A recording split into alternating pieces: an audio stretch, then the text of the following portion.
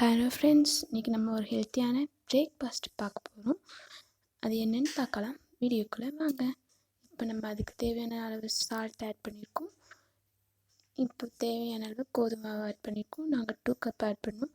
2 cup மாவுக்கு 2 cup தண்ணி போதுமான அளவு இருக்கும். மாவு நல்லா தண்ணியாக இருக்கும்னு நினச்சா இன்னும் கொஞ்சம் தண்ணி ஆட் பண்ணிக்கோங்க.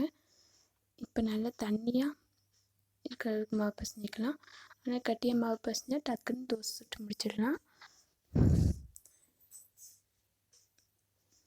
கிட்ஸ் விரும்பி சாப்பிட்ணுன்னாக்கி தண்ணியாக மாவு பசைகிறது தான் நல்லது. அன்றைக்கி தோசை நல்லா கிறிஸ்பாக இருக்கும். நல்லா மாவு பசைஞ்சிட்டு பார்க்கலாம்.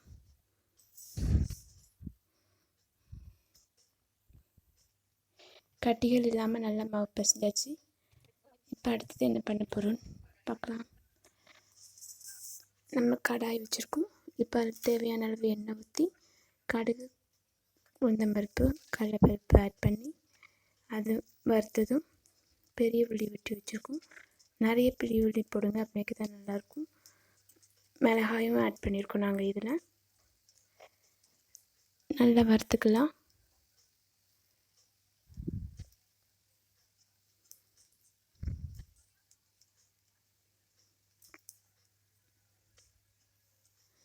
உள்ளியெல்லாம் வறுத்த உடனே அதை ஆற வச்சு மாவில் ஆட் பண்ணிடுங்க. ஆறின பிறகு ஆட் பண்ணுங்கள். சூடாக ஆட் பண்ணாதீங்க, கட்டி ஆகிடும். நல்லா ஆறின பிறகு ஆட் பண்ணிக்கலாம்.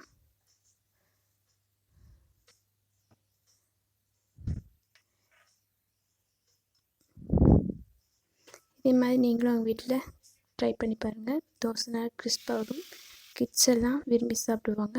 இப்போ தோசை ஊற்றிடலாம். முதல்ல கொஞ்சம் நல்லெண்ணெய் ஊற்றுங்க. ஏதாவது ஒரு எண்ணெய் ஊற்றுங்க. தோசை நல்லாயிருக்கும்.